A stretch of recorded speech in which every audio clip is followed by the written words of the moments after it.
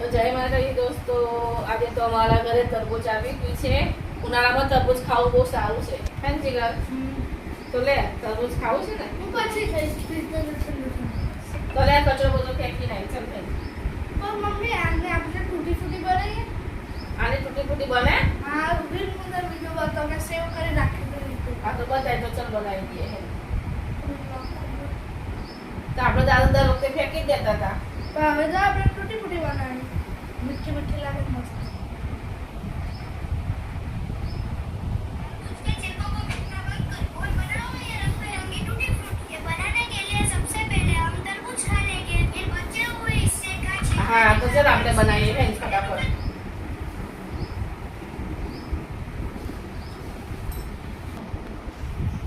તો જો જીગર આપણે તૂટી ફૂટી આખી થઈ જશે ને? આખી તો બહુ થઈ ગઈ ને હવે. ઓહો મજા આવી જશે.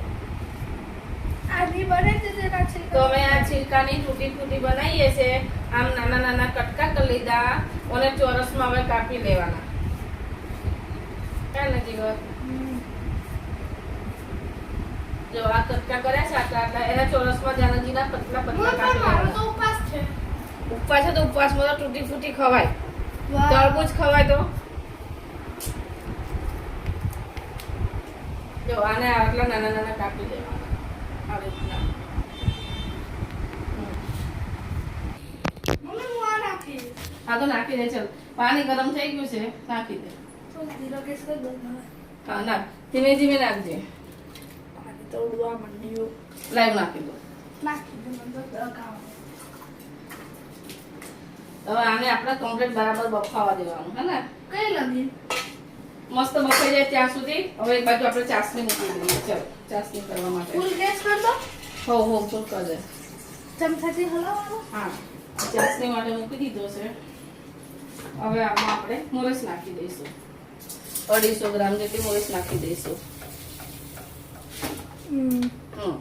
હવે ચાસણી કમ્પ્લીટ થાય એટલે આ બફાય એટલે આમાં નાખી દેવાનું.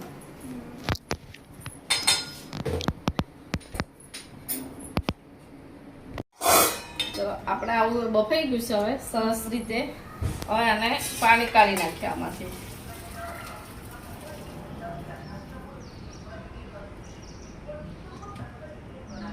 કેટલી ચમચી?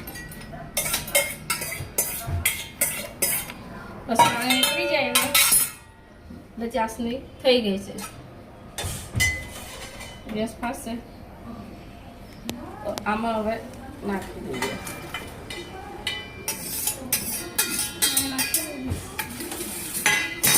અને 10-15 મિનિટ સુધી આને પકાવવાનું આમાં આમાં જ. ચાસણીમાં 10-15 મિનિટ સુધી આને રવા દેવાનું. હા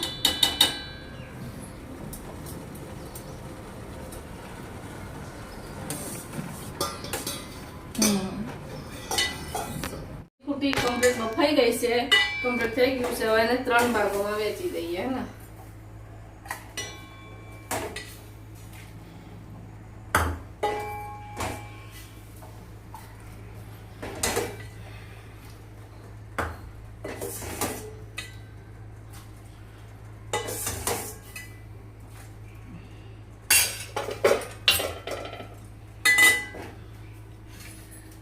જીગર કલર લાઈ ચાલ. ને હું કહીશ જો પહેલા કેસરી હા ચાલ કલર નાખી નાખું નાખી દઈશું. ને હું કાઢો નાખે. લીલો કલર કાળો નથી હલાય. બે ચમચી. આમાં લાલ કલર થોડો વધારે નાખો છે કલર. હો લીલો કમ્પ્લીટ છે. બસ બસ થઈ ગયું. આને હવે અડધો 1 કલાક માટે આને રવા દઈએ આમ જ. પછી ઠંડુ થવા દે ને એટલે આ ભેગું